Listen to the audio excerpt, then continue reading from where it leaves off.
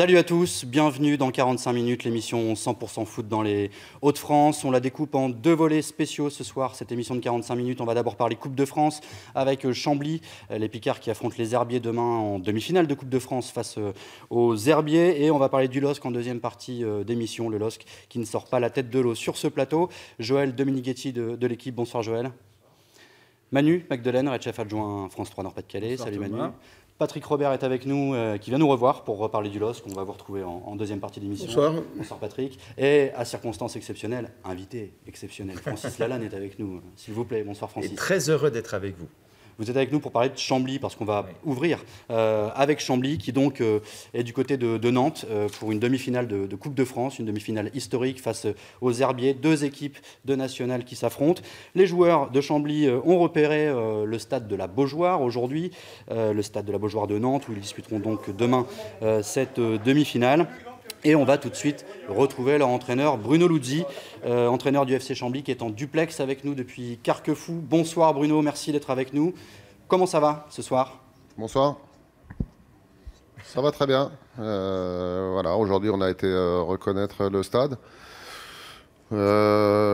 Histoire de s'imprégner un peu des lieux, déjà de prendre un petit peu la température à froid, on va dire, sans public, mais déjà voilà, pouvoir prendre les distances, s'imprégner un peu.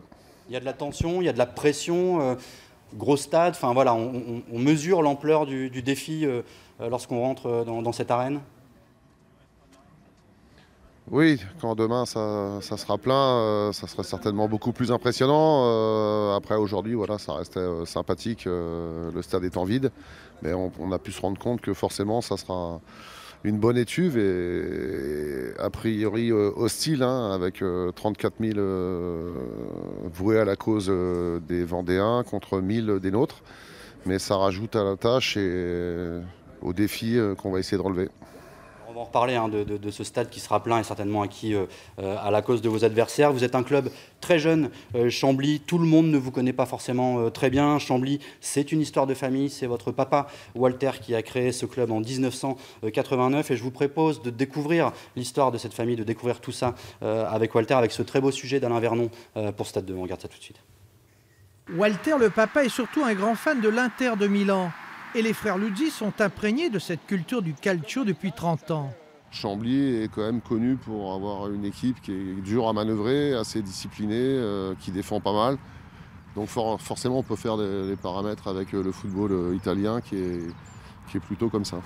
Problème, l'Inter ordonne au pauvre FC Chambly de changer dès le départ son logo, trop proche de celui du club italien. On leur avait demandé une sorte de partenariat, justement, avec l'histoire de notre logo, de l'histoire de la famille italienne. Et la seule réponse qu'on a eue, c'était dégagez-moi ce logo, on ne veut pas qu'un club français ait le même logo que le nôtre. Donc en fait, on n'a jamais eu de partenariat avec l'Inter, mais on a changé notre logo pour celui-là. C'est sur le petit stade des Marais, un simple champ à l'origine, que le FC Chambly réussit alors son irrésistible ascension de la 5e division aux portes de la Ligue 2. Jusqu'à cette folle saison de Coupe de France, le club de l'Oise élimine d'abord Châteauroux au tir au but en 16e de finale. Puis c'est au tour de Granville en 8e, battu par un but du précieux Lassana Doucouré. Et enfin Strasbourg, club de Ligue 1, en quart de finale au stade de Beauvais, grâce à l'inévitable Doucouré.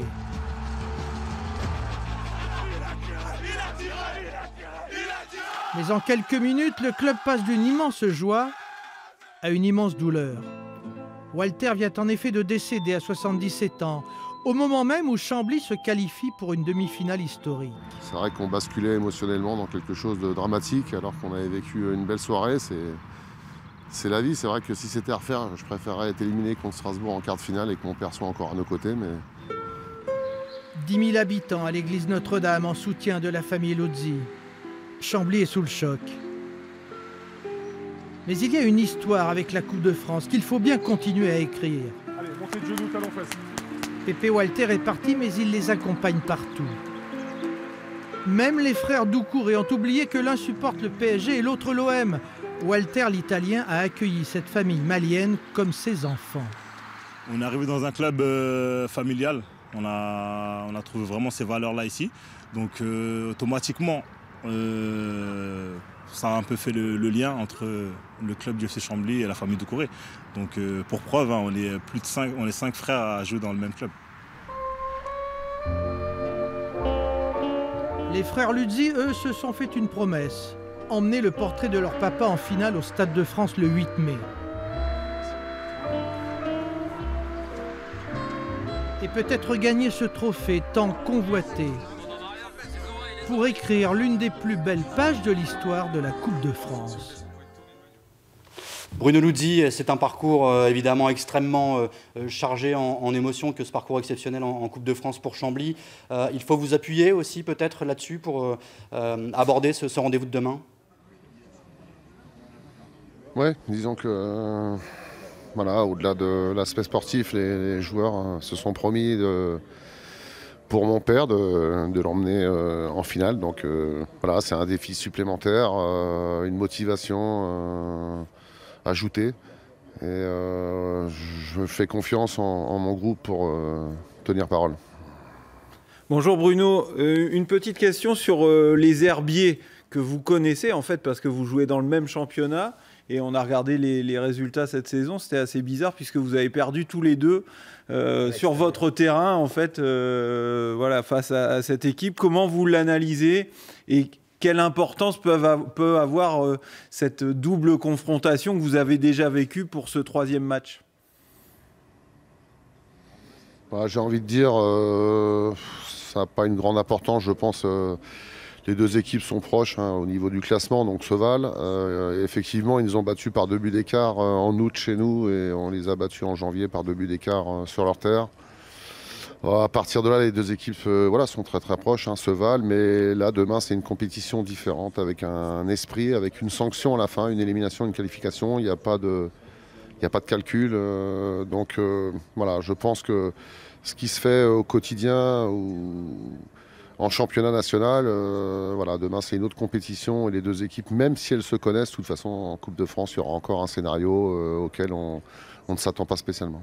Alors vous êtes le 7e club de national à accéder aux demi-finales. Une question un peu Coupe de France, j'ai regardé parmi ces 7 clubs, 6, pour 6, ça s'est passé dans les années 2000. Donc on a l'impression que voilà, ça s'accélère, qu'il y a plus de clubs qu'avant de votre niveau, donc là 3e niveau français.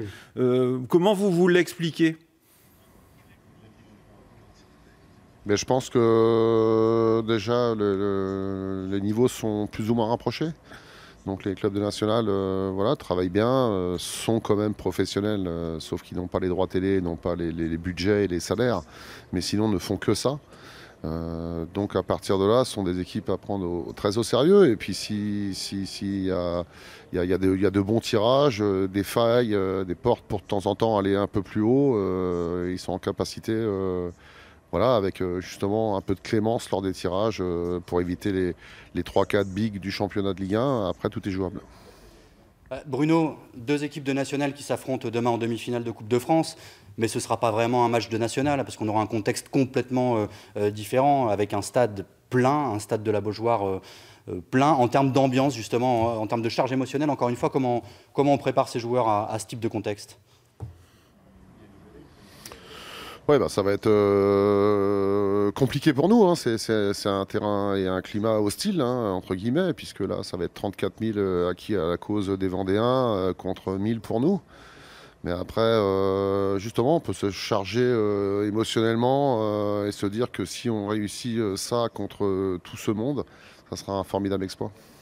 En fait, vous jouez à l'extérieur et vous avez gagné à l'extérieur aux Herbiers cette saison. Voilà, on peut l'interpréter comme ça. Il y avait un petit peu moins de spectateurs de mémoire. Je pense qu'il y avait 1500 spectateurs. Là, il y en aura juste 34 000 de plus. Mais bon, allez, on va essayer de faire abstraction de ça et de faire ce qu'on a à faire. Il y aura un écran géant, je crois, à Chambly, hein, et toute la ville, évidemment, derrière vous. Oui, après, c'est dommage de placer des rencontres comme ça avec une grande importance quand même.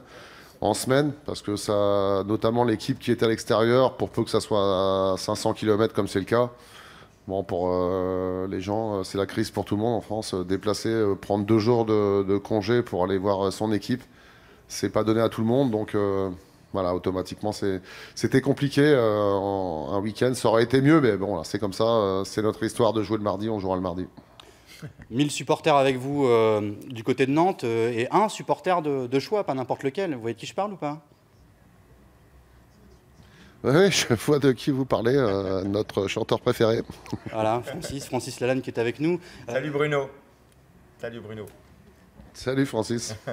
Voilà, Francis, supporter numéro 1 de Chambly. Pourquoi, Francis? Pourquoi vous supportez cette équipe? D'abord, on s'est connus, on était Bruno, quand j'étais président de Fresnois, Fulvio, Bruno, Walter m'ont battu 2 fois, hein, on se disputait la place de CFA2 dans le championnat de DH en Picardie, et qu'on a eu des matchs, des gros matchs qui nous ont opposés, et on a toujours été des adversaires qui s'estimaient mutuellement parce qu'on a un parcours qui se ressemble, même si moi j'ai pas eu la chance comme eux de pouvoir créer ce club en famille. Moi je venais de Paris. Pour rappeler que vous avez présidé donc l'AS Fresnois-le-Grand pendant une dizaine d'années. Hein. Oui, une dizaine d'années. J'ai pris le club en promotion de première division district et j'ai emmené en CFA2. On a gagné 5 coupes de l'Aisne, une coupe de Picardie, on a construit un stade, bon bref. Mais c'est sûr que pendant ces moments où on s'est fréquenté et on s'est affronté sur le terrain, j'ai pu admirer justement l'esprit qui régnait dans ce club. On était très bien accueillis, les valeurs de ce club sont celles que j'ai défendais aussi, le respect de l'arbitre, le respect des partenaires, de l'adversaire, de soi-même, l'engagement, le combat jusqu'au bout. C'est des clubs qui ne lâchent rien jusqu'à la dernière seconde, et j'en sais quelque chose puisque lorsque on s'est affronté, on devait absolument gagner ce match pour avoir une chance de monter en CFA2. Dans le deuxième match, on avait été battu chez eux 2-0, 2 buts de Nouri. À l'époque, c'était son dernier match, je crois, Bruno, puisqu'il s'était blessé sur le deuxième but. Et puis à la maison, donc, on mène au score, on marque en première mi-temps, vraiment, on presse, on pousse, on fait le match, on joue pratiquement dans le camp de Chambly, et on va gagner ce match. Et à la dernière seconde de la dernière minute des arrêts de jeu, Félix Matsoko, qui était un attaquant absolument extraordinaire avec Mamadou Dansoko à l'époque, qui a été des 2 attaquants phares, égalise, et donc ce match nous a coûté la montée en CFA2. On est monté l'année suivante, mais on n'était pas dans le groupe de Chambly. Et puis quand je suis rentré d'Australie, eh ben, j'ai appris la qualification. Donc, et puis, hélas, le deuil qui avait frappé la famille Luzzi, j'ai appelé, bien entendu, de manière confraternelle, je peux dire aujourd'hui mon ami Fulvio, qui est né le même jour que moi, le 8 août, comme moi. Donc je l'ai appelé pour le féliciter, puis pour lui transmettre mes condoléances. Et il me dit, tu sais Francis, il y a Philippe Catherine qui a écrit une chanson pour les herbiers, tu veux pas nous en écrire une? Et là, moi j'ai dit, mais avec joie, ce serait un honneur et un bonheur. Et il me dit, bien bonheur justement. Moi, il y a une chanson de toi que j'adore, qui est ma chanson préférée, La Maison du Bonheur. Mets-nous des paroles de foot sur La Maison du Bonheur. Alors j'ai dit, ok, et voilà, c'est ce que j'ai fait. Et maintenant, on va la prendre aux supporters pour qu'ils la chantent dans les tribunes. Alors, on avait l'intention d'y revenir un tout petit peu plus tard hein, sur cette chanson. Oui. Francis, on va y revenir dans quelques instants. Votre pronostic pour demain, pour ce match donc, de Chambly face aux Herbiers, 2 équipes de nationales en demi-finale de Coupe de France? Moi, je pense que ce sera un score serré. Je ne pense pas que ça sera plus d'un but d'écart parce que ça va être un match, un bras de fer. Les 2 équipes se connaissent bien, elles se sont affrontées. Elles en sont à un résultat nul parce qu'à l'extérieur, 2-0 pour Chambly, à l'extérieur, 2-0 pour les Herbiers qui ont gagné. Voilà. Donc maintenant, c'est la belle en fait. Et donc les 2 équipes se connaissent bien, elles ne lâcheront rien. Ça se jouera au mental, ça se jouera à pas grand-chose. Moi, je dis 1-0. En tout cas, pas plus d'un but d'écart. Je crois que les gardiens vont jouer un grand rôle dans ce match et le mental surtout. Comment ils ont dormi cette semaine, comment ils ont été préparés. En tout cas, moi, j'ai confiance dans l'équipe de Chambly parce que le mental, c'est une des principales forces de Chambly. Et c'est des équipes terribles et qui font très, très mal. Les matchs contre Chambly, quand on les perd, en général, ils font très, très mal. Parce que moi, je me rappelle souvent, c'est le moment où tout d'un coup, on se méfie le moins de Chambly. On a tort parce que Chambly ne lâche jamais. On va peut-être demander à Bruno quand même, qui est avec nous hein, depuis Carquefou, Bruno Luzzi, l'entraîneur de Chambly. C'est un soutien de poids, de choix, Francis Lalanne, l'avoir avec soi, c'est bien. Sur le plan médiatique, déjà, c'est pas mal. Bien sûr, c'est quand même un chanteur très très connu en France, qui plaît à toute une génération de personnes. Et d'ailleurs, il y a beaucoup de gens qui se sont manifestés suite à son engagement à nos côtés. Donc après, en plus, voilà, c'est vrai qu'on était adversaires. Moi d'ailleurs, Je connais beaucoup plus son ex-entraîneur lorsqu'il était à Fresnoy-le-Grand, Raymond Robe, avec qui on est très amis depuis le temps. On est resté toujours en contact d'ailleurs. Entre-temps, il a rebondi dans d'autres clubs, mais voilà, on est resté toujours bons amis et on se tient au courant. Donc voilà, c'est un peu la Picardie qui est unifiée, qui est fraternisée à travers cette rencontre, et c'est bien. On va peut-être écouter la chanson de Francis Il y a Lalanne. une guitare. Une belle guitare. Peut-être profiter de la présence de Bruno, non, parce que peut-être qu'après il va... Bien sûr. Non, mais je veux dire... Encore avec nous, Ah, d'accord. il va écouter, je suis sûr que... Ah, mais vous êtes parti dessus, là on peut plus, voilà. Non, mais c'est sûr que Bruno m'a plus connu comme président de club de foot que comme chanteur, donc maintenant il découvre Alors, on va voir ce que ça donne comme chanteur, alors. Allez Chambly, allez nos joueurs, allez Chambly, nos gladiateurs. Avec vous le virage est debout, à Chambly, on va jusqu'au bout. Allez Chambly, allez nos couleurs, pour le pire et pour le meilleur. Noir et bleu, les supporters sont là, à Chambly. On vous lâchera pas.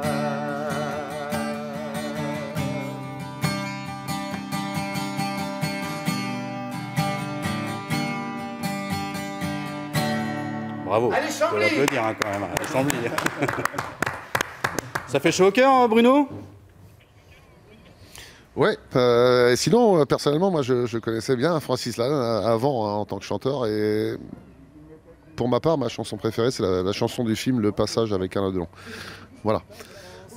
Comme ça, il y en a une chacun par frangin. Est-ce que les supporters ont eu le temps de l'apprendre, cette chanson, d'après vous?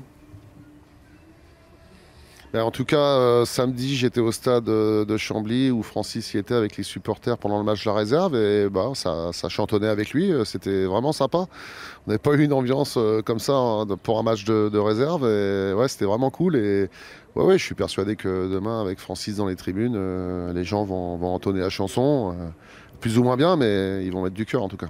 Si c'est passé un truc très marrant à ce match de la réserve, justement, que la réserve gagne 2-0 contre Saint-Amand. Et en fait, les joueurs de Chambly poussaient. Vraiment, l'équipe de Saint-Amand reculait. On sentait que le but arrivait. Et moi, je dis à Christophe, le président des supporters, je dis un petit coup de pouce. Et là, il avait son enceinte. Et donc, j'ai mis la chanson chantée par les supporters sur l'enceinte. Et c'était la première fois qu'on l'entendait dans le stade chantée par les supporters et pas par moi. Et au moment où on met la chanson et qu'on entend la chanson dans le stade, l'attaquant, c'est le numéro 10, il prend le ballon et il marque. Alors, j'ai dit Faut faire la même chose. Faut y aller avec une enceinte. J'ai dit à Christophe, là, il va falloir noter ça et se dire que peut-être ça va aider peut-être à pousser. Francis, il y a de la concurrence, vous l'avez dit tout à l'heure, vous avez composé ça un petit peu aussi en réaction à ce qu'a fait les Herbiers. Eux, ils ont fait appel à Philippe Catherine, qui est un Vendéen d'origine, un chanteur français, un peu plus jeune que vous, mais on va regarder justement le clip et vous allez nous dire ce que vous en pensez. Sans croire, partiront pas sans croire, partiront pas sans croire. On les attendait pas à ce niveau-là. Comme des Écossais, ils n'ont jamais baissé les bras. As-tu déjà fait partie d'une équipe? C'est fantastique de faire partie d'une équipe. C'est comme des planètes qui s'alignent, se dispersent. C'est pas votre truc. Moi, je pense qu'il vend un petit peu vite la peau de l'ours. Et il faut pas vendre la peau de l'ours avant de l'avoir tué, et surtout dans le football, et surtout quand l'ours c'est Chambly. Moi, j'en sais quelque chose. Mais je trouve que ce clip est très bien parce que finalement, il dresse un petit peu c'est un petit peu ce qui va se passer en fait à la Beaujoire. Le stade va être rouge. Puisqu'il sera envahi par tous les supporters vendéens. Il y aura une petite tache bleue dans le virage. Je serai dans la petite tache bleue avec les supporters. Et ça installe le rapport de force. Donc nous, on y va un petit peu comme les 300 au Thermopyle. C'est vrai ce que disait Bruno. Mais c'est là qu'on va voir finalement qui est Chambly, parce que je pense que ce genre de rapport de force, c'est ce qui plaît à Chambly. Je crois que les matchs où c'est difficile, c'est ces matchs-là que Chambly joue le mieux. Voilà. Patrick, vous êtes président, vous, de l'OSC Association. Vous suivez cette Coupe de France et cette belle rencontre, cette belle demi-finale à laquelle on va avoir droit entre deux équipes de nationales. C'est chouette. Bien sûr, je suis avec beaucoup d'attention la Coupe de France. Et puis, c'est ce qu'on appelle la magie de la Coupe. De voir apparaître des équipes de ce niveau-là en finale, c'est quelque chose de fabuleux. On l'a vécu il y a 18 ans avec Calais, qui est un voisin, c'était encore pire puisqu'ils étaient en CFA. Enfin, c'est encore mieux, pas encore pire. Et bon, c'est toujours un miracle renouvelé. Et puis, je me mets à la place des dirigeants de Chambly, des dirigeants des Herbiers. C'est des moments exceptionnels, même pour les supporters. Les joueurs, à ce niveau-là, ont peu de chance de vivre ça plusieurs fois dans leur carrière. Et c'est pour ça qu'il faut, c'est ce que je dis toujours, il faut protéger la Coupe de France. C'est une belle épreuve. Joël de l'équipe, c'est un vent de fraîcheur aussi, une demi-finale comme celle-là, avec une finale qui se profile, donc avec un club de national. Ça fait du bien quand même en Coupe de France. C'est bien vendu, là, j'écoutais Francis. Là, s'il y a des téléspectateurs qui nous regardent qui ne vont pas voir la demi-finale, il faudra qu'il m'explique pourquoi. Parce que voilà, on y est, quoi. On est dans le COP, on est dans la tache bleue, puis on attend que la tache bleue se diffuse, et puis que Chambly passe en finale, voilà. Non, mais c'est vraiment l'essence même du sport populaire, qui est le football. C'est un petit peu pour ça qu'on le suit tous. En tout cas, c'est moi ma passion, et c'est comme ça que j'entends le suivre, j'espère encore longtemps, même si le foot pro, c'est un peu différent. Parce qu'il y a le métier, il y a tout ce qui va derrière. On en parlera tout à l'heure avec le LOSC, mais voilà, la passion, c'est ça. Hein. Et on en est loin, effectivement. Bruno, c'est quoi le programme de vos joueurs ce soir, le programme de la journée de demain? Comment on gère ces 24 dernières heures avant le rendez-vous crucial? Là, ils viennent de dîner, ils vont aller en chambre pour ce soir. Après, demain, on a la balade dans la matinée, on aura une petite séquence vidéo. Puis après, la sieste, l'après-midi, après le déjeuner du midi, on aura une collation, puis le briefing et on partira au stade. Est-ce que vous-même, vous avez la pression sur les épaules comme coach? Alors, votre discours, c'est normalement de me dire non, puisque vous êtes là pour tenir la baraque, mais... petite confidence peut-être Non, je l'ai pas. J'ai pas la pression plus que ça. On a un objectif, on veut y parvenir, mais après c'est pas la peine de se mettre la pression. Faut la combattre et combattre l'adversaire et arriver à passer. Pour revenir sur le foot amateur, Francis, vous, c'est vraiment quelque chose auquel vous êtes attaché finalement? C'est ce que vous préférez, le foot du dimanche, le foot de tout le monde, quoi, finalement? Moi, j'ai été dirigeant donc, pendant 10 ans. Et donc, j'ai eu à défendre les valeurs du football amateur que Fulvio et que Bruno défendent, que toute la famille Luzzi a défendu pendant toutes ces années et continue à défendre, qui sont les vraies belles valeurs du football. Hélas, dans le monde amateur, qui d'ailleurs, plus on monte de niveau et plus on se rapproche du monde professionnel, on a beaucoup de mal. On a beaucoup de mal à défendre ces valeurs parce qu'on a un très très mauvais exemple qui nous vient du monde professionnel. Et c'est vrai que vraiment, il faut saluer tous les dirigeants qui dans le monde amateur, continuent à essayer de faire en sorte que les valeurs du foot demeurent celles du football amateur. Parce que dans le mot amateur, il y a le mot amour. Et du cœur, bien sûr. Voilà. Et il y en aura demain à 21h au stade de la Beaujoire à Nantes. Chambly contre les Herbiers, deux équipes de nationales qui s'affrontent donc pour une place en finale au Stade de France. On va ouvrir. Merci Bruno Luzzi, le coach de Chambly. Merci beaucoup d'avoir accepté notre invitation, d'avoir partagé ce moment avec nous. Eh bien, je ne sais pas ce qu'on peut vous dire dans ces cas-là. On le dit ou on ne le dit pas? Allez Chambly. On va dire allez Chambly. Voilà, alors. On va dire allez Chambly. Merci à vous. Merci beaucoup. Je peux dire un petit mot, Thomas? Oui, un tout petit. Je pense que il ne faut pas négliger le niveau de national. Moi, je trouve qu'à bien des égards, pour aller voir des matchs de foot, je vois des plus beaux matchs de foot en national qu'en Ligue 2, par exemple. Et d'ailleurs, ce n'est pas un hasard si on trouve deux équipes ici en demi-finale qui jouent en national et aucune équipe de Ligue 2. Quoi. Je crois qu'il y a vraiment le niveau à monter. Et je crois que national, c'est une des divisions où il y a un des meilleurs niveaux de foot. En tout cas, moi, de ce que moi j'ai pu voir sur des terrains, je trouve qu'on va avoir un très très beau match de foot, une très très belle demi-finale. Et on est bien placé pour savoir d'ailleurs qu'il y a des coachs, par exemple, on pense à Christophe Pélissier, qui a évolué à ce niveau-là avec Amiens, par exemple, et qui aujourd'hui montre qu'il est un bon entraîneur de Ligue 1. Donc ça veut dire que voilà, c'est valable pour les entraîneurs, c'est valable pour les joueurs. Il y a effectivement Philippe Montagnier, et en national particulièrement. Philippe Montagnier en son temps. Ah ouais, Philippe Montagnier, c'est vrai. À l'époque, on n'a plus trop de nouvelles d'ailleurs de Philippe Montagnier.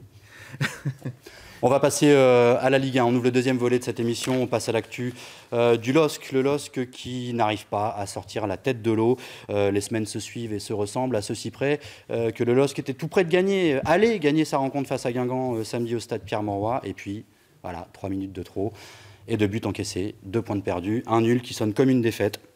Le LOSC qui gagne une place quand même, qui est barragiste ce soir. Patrick Robert, vous êtes avec nous, vous êtes le président de LOSC Association au stade Pierre-Mauroy, évidemment samedi, j'imagine. Comment vous vivez alors déjà ce match où ils ont bien joué, on va en reparler, et ces 3 dernières minutes, cette fin de rencontre encore une fois catastrophique. Écoutez, qu'est-ce que vous voulez dire? On a pris encore une fois un coup de massue. Parce que la 90e, d'ailleurs, j'ai pas vu les buts, je peux vous l'avouer, j'ai pas vu les buts de Guingamp, j'étais parti conjurer le signe indien un petit peu derrière. Et puis voilà, mais c'est quelque chose d'incompréhensible. Mais bon, Christophe Galtier a tenté une analyse. Moi, il ne m'appartient pas de le faire. Je ne suis pas technicien. Je déplore qu'après un match plein, pour une fois, on a vu une équipe qui avait de l'envie, qui allait au pressing, qui a eu des mouvements intéressants. Et même quand c'est comme ça, on arrive à se faire remonter 2 buts. C'est quand même un peu désespérant. J'ai reçu un petit SMS de Gérard Lopez, très laconique, c'est juste pas possible. Mais malheureusement, c'est possible. C'est vrai que cette saison, il y aura eu vraiment des matchs avec des scénarios assez incroyables. Je crois que c'est France Football ou l'équipe, je ne sais plus, qui relevait que le LOSC avait perdu 7 points, je crois, dans les 5 dernières minutes. Bon, voilà, quand même, ça dit... Moi, je trouve qu'il n'y a pas de hasard. Ça dit quelque chose de cet effectif, de cette équipe, de ce projet en général. On l'a dit plein de fois, mais je trouve qu'encore une fois, ce qu'on a vécu samedi au stade Pierre-Mauroy n'est pas le fruit du hasard. Il y a un manque d'expérience dans cette équipe. Il y a un mental qui est hyper fragile. On a vu dans les 10 dernières minutes. Et tous les gens qui étaient autour de moi au stade, quand Guingamp a marqué le premier but, tout le monde disait on va s'en prendre un deuxième. Moi j'étais devant la télé. Voilà, et voilà, et je pense que ça c'est quand même que voilà, il y a aussi une sorte de manque de confiance des supporters dans cette équipe qui est assez logique finalement. Voilà. Mais à un moment donné aussi, est-ce que c'est la poule qui fait l'œuf ou l'œuf qui fait la poule? Vous savez très bien que dans le monde du football, il y a des spirales. Il y a les spirales du succès, les spirales de l'échec. Et quand on commence à avoir pas de chance et qu'on commence à douter, puis que les supporters doutent de vous, et que c'est vrai qu'à un moment donné, ça crée quelque chose qui ressemble beaucoup à la fatalité. Mais il faut aussi voir que les spirales, ça s'inverse. Moi, je ne pense pas que le LOSC va redescendre. Moi, je vous dis la vérité. Regardez l'équipe de Saint-Étienne en début de saison et maintenant. Ça se reconstruit. Les groupes, ça se reconstruit. Ça se déconstruit et ça se reconstruit. Parce qu'il y a des choses qui font dans la vie d'un groupe qu'à un moment donné, qui fait qu'un groupe plonge. Ce n'est pas forcément l'argent, ce n'est pas forcément la gestion du groupe. C'est la vie du football. Et le football, c'est pas une science exacte. Donc, à un moment donné, ce groupe va mal. Et si on arrive à comprendre pourquoi il va mal, on va le remettre le problème, c'est que ça fait des mois que le coach cherche à comprendre ce qui va mal. Il reste que 5 matchs. Donc oui, il reste que 5 matchs, mais dans 5 matchs, c'est pareil. C'est comme dans 5 dernières minutes d'une partie, on peut prendre 2 buts. Dans les 5 derniers matchs, si à un moment donné, on fait l'effort et on trouve ce qui ne va pas, on peut sauver une saison. Joël, tu étais au match, évidemment, samedi. On va écouter ton analyse. Juste après, on va écouter celle de Christophe Galtier, qui ne sait même plus trop comment analyser. Tu en as fait une, il était d'accord avec la tienne. Elle sera peut-être plus directe que celle qui nous a livrée samedi en conf, parce que Christophe Galtier est un peu perdu. Est-ce que ce sont des faiblesses mentales ou est-ce que c'est un manque d'intelligence ?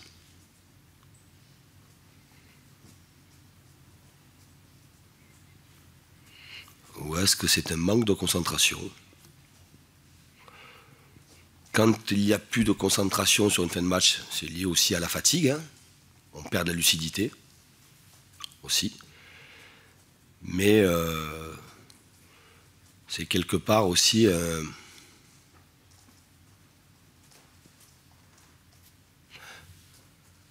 on n'assimile pas peut-être les consignes, les remarques, ce qui est préparé sur les coups de pied arrêtés.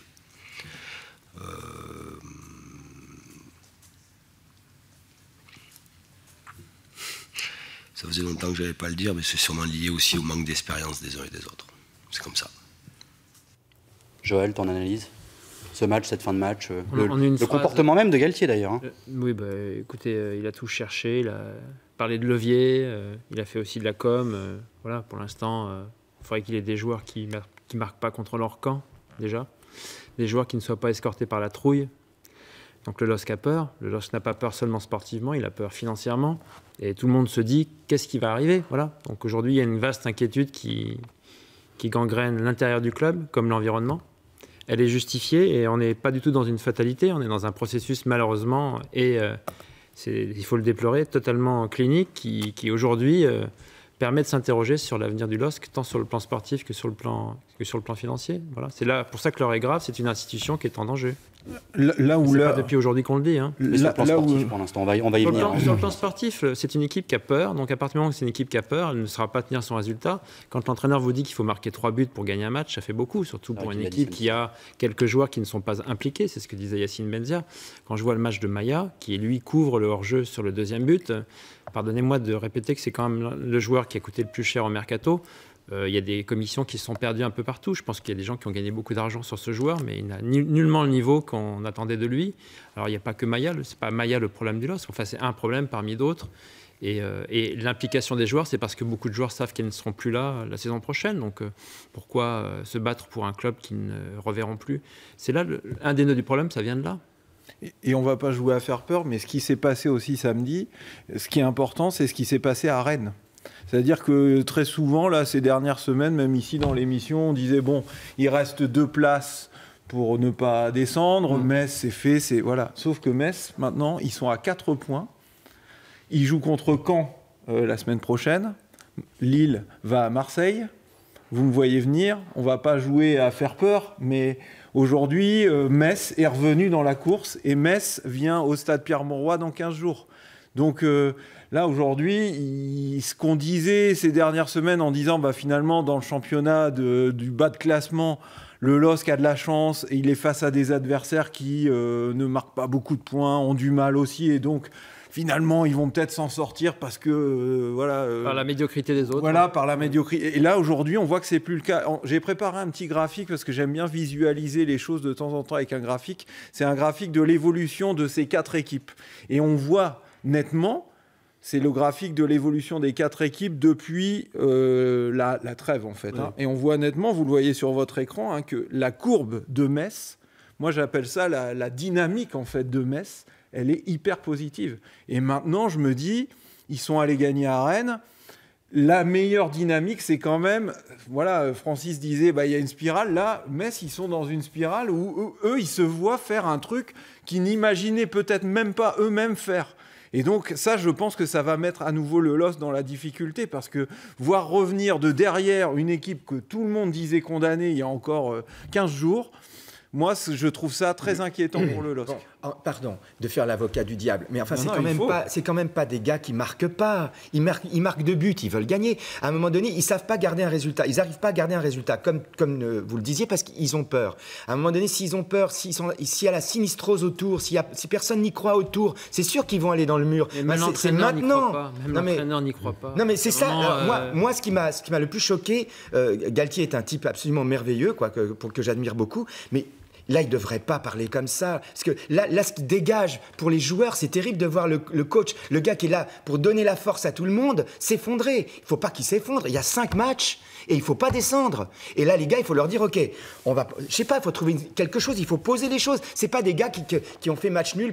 C'est des gars qui n'arrivent pas à garder un résultat. Alors voilà, c'est tout. Ça réagit sur Facebook, sur la page Facebook Nord-Pas-de-Calais et la page Facebook Picardie à l'émission. On a justement Jonathan qui nous dit s'il parle comme ça à ses joueurs, 3 petits points de suspension. Mais bon, on sent quand même que Galtier est un peu aussi à bout. C'est très, très long pour lui. On a Bernard, pauvre Galtier, repart à Saint-Etienne, un vrai club de vrais supporters. Bon, ça, c'est le petit tacle pour les Lillois. Dominique, Christophe Galtier fait ce qu'il peut avec les moyens du bord. Et enfin, on a Michael qui nous dit une équipe qui a peur. Non, c'est juste une équipe qui n'a pas le niveau. Qu'est-ce que vous en pensez, les deux, Patrick? On peut avoir peur et ne pas avoir le niveau. Ça fait pour ça qu'on a peur d'ailleurs, c'est qu'on n'a pas le niveau pour maintenir un résultat, tout simplement. Tu mets pas 2 buts à Guingamp si tu n'as pas le niveau. Je suis désolé. Ils étaient en mode touriste. En avant Guingamp, c'est pas en arrière Guingamp. Ouais, mais ils n'étaient pas très en avant, c'est vrai. D'accord, mais c'est quand même Guingamp. Il faut rappeler les propos d'Antoine Comboiré qui a parlé de miracle, qui était content pour ses joueurs. Et le mot miracle chez Antoine Comboiré, qui est un gagneur, ça veut dire beaucoup. Donc c'est très significatif. C'est un match qui était, je le répète, sur le plan du contenu intéressant. Le LOSC a été cohérent pour une fois. Donc c'est un match qui ne devait pas être perdu. Et effectivement, quand Alonso marque contre son camp, c'est une équipe qui se liquéfie. J'ai un truc. Comboiré, qui est un gars que je connais bien et que j'aime infiniment, jamais il s'effondrera comme ça devant ses joueurs. Je veux dire que quand il dit c'est un miracle, c'est parce que le match était mal engagé pour Guingamp. Mais à un moment donné, c'est Guingamp, quoi. C'est en avant Guingamp, c'est un esprit. C'est des gars qui ne lâchent rien. Et si tu lâches le match devant des gens qui ne lâchent rien, tu te prends 2 pions. Je pense qu'il n'était pas très content de la prestation de ses joueurs. Ah mais ça c'est sûr, ça c'est sûr. Quand même. Ça c'est sûr. Le LOSC est barragiste. Ce soir, le LOSC est barragiste. Il a gagné une toute petite place, mais alors au-dessus, il y a Toulouse qui n'a pas joué. 3 a bien failli faire un mauvais coup. Ils ont gagné une place que 3 a perdu contre. Et 3 a bien failli faire un mauvais coup. Ils étaient relégables parce que le règlement a changé. Tout à fait. Barragiste, Patrick Robert. Donc c'est difficile d'y croire. On y croit toujours quand on est de la région, etc. Vous qui êtes au sein du club, on voit que Galtier, ça commence à être vraiment un petit peu compliqué psychologiquement aussi pour lui. Il faut se mettre à sa place. Je pense qu'il n'est pas venu pour vivre une situation comme ça. Maintenant, encore une fois, aujourd'hui, on est à 5 matchs de la fin. Au sein du club, il s'agit de sauver le club, Moi, je parle de l'institution. Je pense au personnel, je pense au centre de formation, etc. Et aujourd'hui, on est dans le mode maintien en Ligue 1. Voilà, il n'y a pas d'autre discours. Aujourd'hui. Alors, moi, ça me fait penser à quelque chose qui m'a vraiment questionné pendant ce match. On a vu une tribune laissée vide. On a vu des supporters à qui on a interdit de chanter. Je pense au DVE, qui donc quelque part, on a de nouveau sanctionné. Comment on peut se dire en opération... Certains supporters qui ont insulté les joueurs aussi. Il y a des supporters qui ont insulté les joueurs, bon, quelques-uns, pas une majorité. C'est pour ça que j'ai dit certains. Voilà. Mais pas tout le monde dans le même sac. Mais comment on peut se dire, dirigeant d'un club qui est dans une opération maintien, et encore avoir comme souci de sanctionner des gens qui sont de toute façon déjà sanctionnés? Ça, c'est une logique que je ne comprends pas.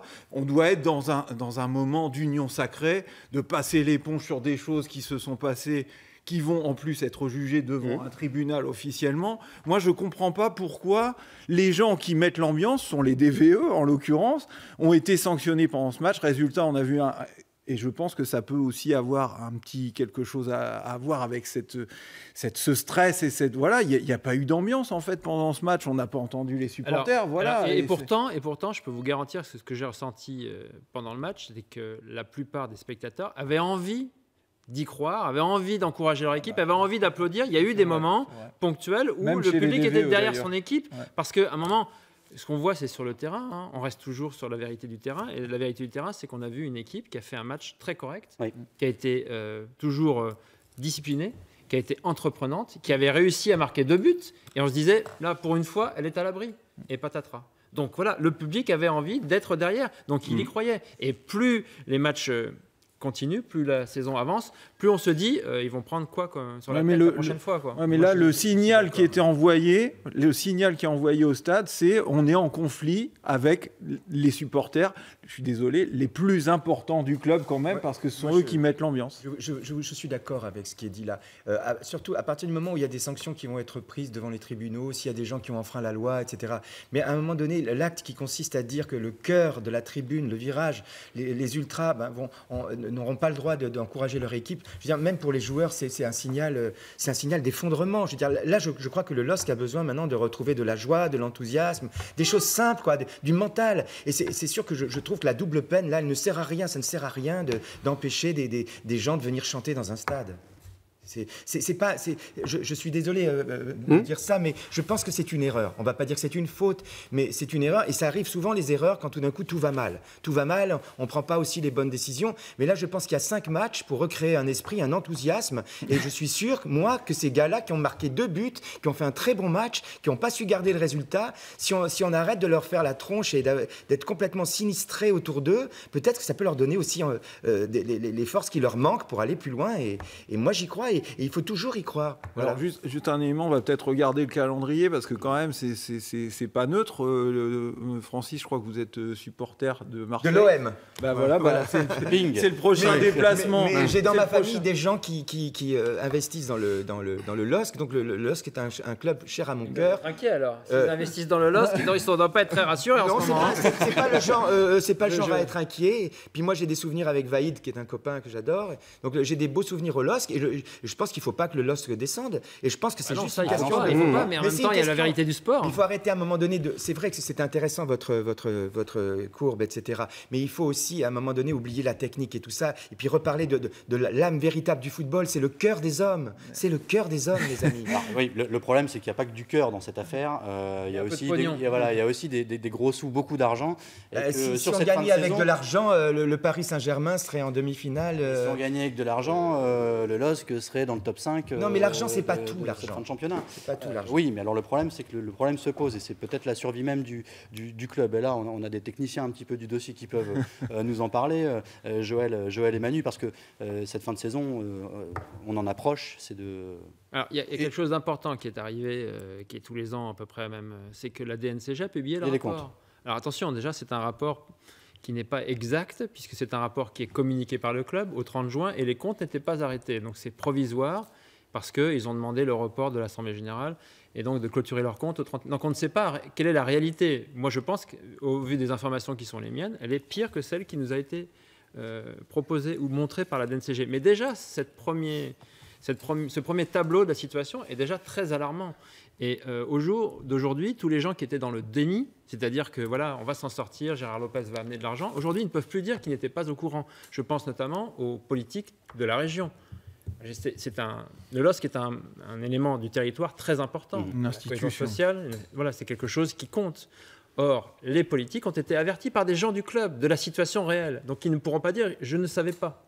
Je parle à la MEL, je parle à la mairie, voilà, la région, tout le monde savait. Aujourd'hui, tout le monde sait. Et quand on voit le rapport, on ne peut plus dire « bah non, c'est pas vrai, c'est les journalistes qui mentent, ils veulent se faire le LOSC ». Non, les journalistes font leur travail de lanceurs d'alerte. On n'invente pas les chiffres, on les communique quand on les a portés à connaissance du public. Et donc, ce qu'on voit dans le rapport des NCG, c'est que c'est un club qui était déjà très endetté sous la présidence Sédou, qui a vendu à M. Gérard Lopez. Et depuis, on sait par les résultats et ce qui s'est passé, les achats de joueurs, que l'endettement a été exponentiel et qu'aujourd'hui, la situation du LOSC, elle est désespérée sur le plan financier s'il n'y a pas une solution forte, c'est-à-dire de l'argent qui arrive, ou Elliott qui renonce à une certaine forme de compte courant et qui dit « j'abandonne ma créance ». On verra. Mais juste pour citer un chiffre, en 2012, le LOSC, son résultat net, donc en gros la différence entre ses dépenses et ses recettes, c'était plus 3 millions. Aujourd'hui, on en est à moins 44 millions. Et encore, comme dit Joël, on pense que c'est beaucoup plus. Donc la pente, vous la voyez là sur le graphique, la pente, elle n'a pas démarré avec Gérard Lopez. Donc les journalistes ne veulent pas se faire, comme on entend parfois de certains supporters, Gérard Lopez. Ça date, voilà, c'est une pente qui a été initiée largement avant par Michel Sédou, et le LOSC est sur cette pente. Alors certes, la pente continue à plonger. Les dépenses sont beaucoup trop importantes. La masse salariale a augmenté de 10 millions d'euros. La masse salariale est supérieure aux recettes. C'est-à-dire qu'il faut vendre des joueurs pour payer les salariés et les joueurs. La masse salariale, elle est supérieure à la somme de la billetterie, des droits télé, du sponsoring. Enfin, c'est un truc... Vous regardez le rapport de la DNCG, c'est public. Vous regardez le rapport de la DNCG, il y a tous les clubs, les 20 clubs de Ligue 1. Vous regardez, le LOSC est le seul dans cette situation. Donc on comprend mieux pourquoi... Marseille est dans cette situation, mais Marseille a beaucoup plus de revenus que le LOSC. Ouais, Marseille a aussi un endettement important, mais juste pour vous dire, Marseille, je crois que c'est à peu près... Marseille a à peu près 30 millions d'euros d'endettement, le LOSC 111. Donc on n'est même plus... Voilà, et Marseille est le deuxième. Donc on voit là, il faut maintenant se dire, on comprend mieux pourquoi la DNCG a pris des mesures aussi dures, entre guillemets dures, c'est-à-dire qui sont des sanctions fortes, interdit de recrutement, rétrogradation administrative à titre conservatoire. Quand on lit le rapport, on comprend que c'était impossible pour eux de prendre une autre décision. Parce qu'en plus, on ne comprend pas pourquoi ils ont laissé finir. Oui, déjà, on se dit que ça aurait pu venir beaucoup plus tôt. Voilà. Bon, en tout cas, on va guetter ça. Le plus important, Patrick, un mot à dire, peut-être. Un mot à dire. Écoutez, je ne vais pas me prononcer là-dessus parce que il y a un propriétaire dans ce club. Il est mal à l'aise, Patrick. Grâce à lui, on a appris que Gérard Lopez était toujours vivant puisqu'il lui envoie des SMS. Oui, voilà. Non, rassurez-vous, il est toujours vivant. Moi, j'aurais bien voulu dire un mot aussi. J'étais un petit peu venu dans cet esprit-là du reste du club, des filles qui se comportent bien. Est-ce qu'il va bien le reste du club? Est-ce que l'ambiance, parce qu'il y a une réserve, il y a des féminines, est-ce que ça a des conséquences sur la section dont vous vous occupez? Forcément, tout le monde y pense. Même à l'association, il y a 65 salariés. Il y a 85 bénévoles et il y a 300 joueurs. Donc tout le monde est impacté d'une façon ou d'une autre. Mais on continue à travailler parce que je pense qu'aujourd'hui et demain encore plus, l'association à travers le centre de formation aura une importance déterminante avec des gens qui font un boulot épatant, qui sortent des joueurs, qui recrutent. Voilà. Qui doivent être inquiets quand même. Qui doivent être inquiets, bien sûr. On subit la situation comme tout le monde. Le désastre. Le désastre, c'est que c'est un club qui a vécu, qui est une institution dans la Ligue 1, qui a eu des résultats, qui a des infrastructures, qui a un stade ultramoderne. Et donc, c'est pas pensable qu'en 1 an et demi, on ait aggravé le déficit et qu'on ait mis l'équilibre de cette entreprise et de ce cœur du territoire en danger. C'est pas pensable. En tous les cas, on continue de travailler. J'espère que les filles vont garder leur place en D1, que l'équipe réserve la sienne en National 2. Les 19, les 17, tout ça, ça se passe bien. C'est un club qui vit, alors évidemment, avec une épée de Damoclès, mais... Et qui doit survivre, surtout. Et qui doit survivre, et qui doit rebondir. On va faire comme Christophe Guertier, on va croire Gérard Lopez, il a dit qu'il amènerait de l'argent. Ça fait longtemps qu'il le dit, mais c'est toujours pas là, mais on va dire qu'il va l'amener. J'en ai pas amené avec moi, je peux vous l'avouer. Mais bon, il en faudrait beaucoup quand même. Ouais. Et juste un mot, le président de la DNCG a pris les devants quelque part, et c'est rare d'ailleurs qu'il s'exprime sur des cas particuliers, mais il a dit clairement que voilà, Gérard Lopez sait ce qu'on lui demande. S'il ne n'amène pas cette somme, c'était en janvier, c'est tout. Le LOSC sera rétrogradé et immédiatement en Ligue 2. Et donc il n'y a personne qui prend personne en traître. On est dans une situation qui est maintenant très claire. Une idée. Dernier mot, Joël. On parlait de Saint-Etienne. L'arbitre a déjà sifflé. Mais si Saint-Etienne a pu remonter au classement, c'est notamment parce qu'ils ont un très bon entraîneur, mais aussi parce qu'ils ont pris 3 joueurs. Oui, voilà. Ils ont pu recruter. C'est pas le même effectif. Et si un chef d'entreprise à qui on dit vous pouvez, en mettant 25 millions en janvier, ce qu'on a dit Gérard Lopez, recruter 3 joueurs pour sauver le club, s'il ne le fait pas, c'est qu'il n'a pas l'argent. Tout simplement. Mot de la fin pour Patrick. Mot de la fin, j'ai une dernière solution. C'est demander à Francis d'écrire une chanson, mais vite, avant d'aller à Marseille. C'est parfait, c'est parfait. La transition est toute trouvée, l'arbitre a sifflé. Pour tirer la tête de l'osque alors, pas de l'eau. On a un poète avec nous ce soir. Je peux dire un mot alors. Un tout dernier mot parce que moi j'aimerais bien qu'on termine en musique. Et là l'arbitre a déjà sifflé, il est déjà tout rouge. Non mais moi je voudrais juste dire par rapport au match de Chambly, c'est vrai que le 12e homme, c'est-à-dire les supporters, on sera une petite tache bleue dans un grand océan rouge, mais je pense qu'il y aura un 13e homme pour jouer avec les joueurs de Chambly. C'est Pépé Walter là-haut. Et je pense qu'il va faire le match avec les joueurs. Et je pense que ça sera peut-être une force en plus pour Chambly. Pépé Walter, donc le fondateur de ce club en 89, le père de l'entraîneur Bruno Luzzi, et qui est décédé malheureusement le soir de la qualification de Chambly en demi-finale. On termine avec vous, Francis. J'allais vous demander votre tube, est-ce qu'on peut l'avoir ou on reste sur Chambly? Qu'est-ce qu'on fait? Comment ça se passe? Pense à moi comme je t'aime ou... Non, parce que tout à l'heure, Bruno a dit que sa chanson préférée c'était celle-là. On se retrouvera. Alors pour Bruno. Ah ouais, pour Bruno alors. N'oublie pas. Non, c'est là. Il faut que je me souvienne de la chanson, oui. Bon, alors. Il faut faire venir Elsa. Pense à moi comme je t'aime et tu me délivreras. Tu briseras l'anathème qui me tient loin de tes bras. Vous chantez avec moi, hein. Pense à moi comme je t'aime. Nous séparera, même pas les chrysanthèmes, tu verras. Voilà, c'est sur un tube interplanétaire qu'on va finir ce... Ah bah là, là on est... Au-dessus, c'est le soleil. C'est le record d'audience. Allez-y Francis, on continue, on va rendre l'antenne tranquillement, en douceur, en poésie. Merci à vous d'avoir suivi ce 45 minutes avec nous, spécial Chambly. spécial LOSC et spécial Francis Lalanne. C'était un plaisir de l'avoir avec nous. Bonne soirée à tous, excellente semaine. Retour de 45 minutes lundi prochain à la même heure. Salut à tous.